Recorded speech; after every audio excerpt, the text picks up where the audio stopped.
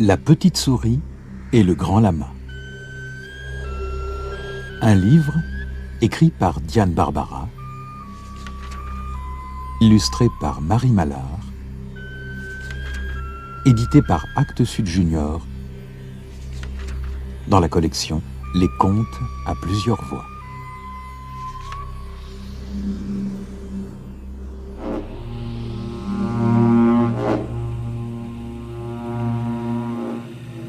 Au sommet du monde, dans les montagnes de l'Himalaya, vivait un sage, un grand lama, comme on dit là-bas.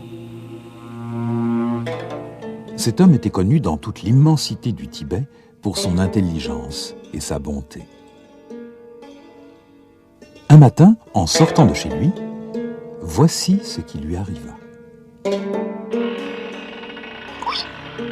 Un petit cri retentit près de lui. Le grand lama se baisse, et que voit-il? Une petite souris blottie, toute transie par le froid de la nuit. Le sage la ramasse avec précaution et la protège de ses mains. Bientôt, la petite souris a si chaud qu'elle revient à la vie. Le grand lama lui offre un peu de lait tiède et de yak, et la petite souris, ragaillardie, se met à couiner poliment. Rinpoché. Un nom qui veut dire le haut précieux et qui est signe de grand respect. Je n'oublierai jamais que tu m'as sauvé la vie, mais je serai toujours trop petite pour te remercier à bon prix. Oh, détrompe-toi. Il suffit que tu restes ici à me tenir compagnie. Dans ma chambre, souvent, je m'ennuie. Et puis, chez moi, tu n'auras jamais froid.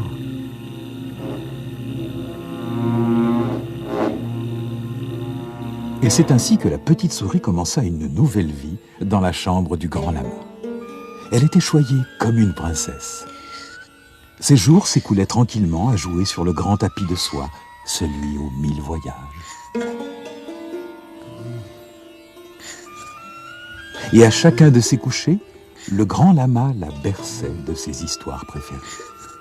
Pourtant, dans le gris de ses yeux, quelque chose n'allait pas. Un soir, le grand lama s'en inquiéta.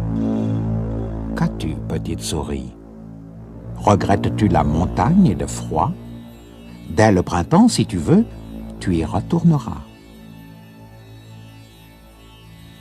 Oh non, non, Rinpoché, je ne regrette rien, ni la montagne, ni le froid, mais... Mais quoi, petite souris? Rinpoché, c'est que ma vie est douce près de toi, et les gens de ta maison sont tous bons pour moi, mais il y a le chat. À ces mots, le grand lama pouffe de rire. Il n'avait pas pensé au chat, un animal trop bien nourri pour s'occuper d'une souris. Tu n'as rien à craindre, je t'assure. Mon chat ne ferait pas de mal à une souris. Je te crois, mais c'est plus fort que moi. Voilà, j'ai peur du chat. Le grand lama se met à réfléchir, tandis que la petite souris trépigne. Rinpoché, je crois que j'ai une idée.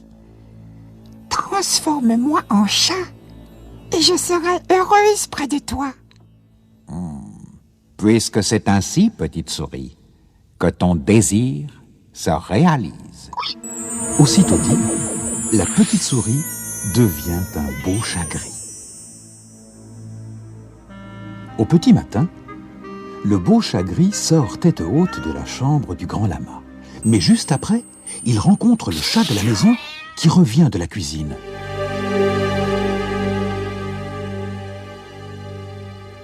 Tu n'as tout de même pas eu peur de mon chat si gentil? Non, non, non, non, Rinpoché, ce n'est pas ton chat qui m'a fait peur. C'est un chien géant qui m'a montré ses dents. Voudrais-tu devenir chien par hasard? Oh, Rinpoché, Ta bonté n'a pas de limite. Puisque c'est ainsi, que ton désir se réalise. Aussitôt dit, le beau chat gris devient un superbe chien gris. Vers l'heure de midi, le superbe chien gris sort triomphant de la chambre du grand lama. Mais dans la cour, il croise à nouveau le chat de la maison qui se lèche les babines.